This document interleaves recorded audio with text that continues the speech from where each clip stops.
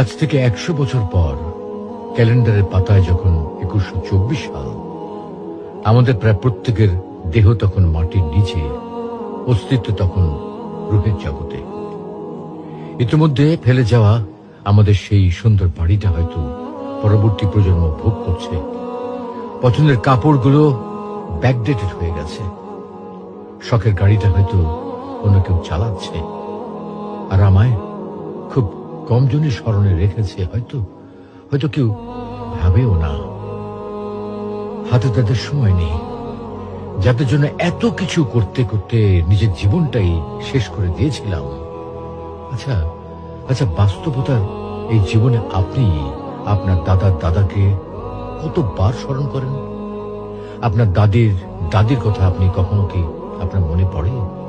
পৃথিবীর বুকে আজকে এই বেঁচে থাকা, এত হইচই, এত মায়া কান্না এভাবেই চলছে। গত হওয়া অসংখ্য প্রজন্মকে টপকে আমরা এই জীবন লাভ করেছি। তেমনিভাবে আগামীতে অসংখ্য প্রজন্মের ভিড়ে হারিয়ে যাবে আমাদের এই জীবন। কিন্তু খুব কম লোকই সময় পায় ফেলে যাওয়া জীবনটা একটু ফিরে দেখার। বাস্তবতা হচ্ছে এই জীবনটা আমাদের কল্পনার চেয়েও অনেক অনেক ছোট।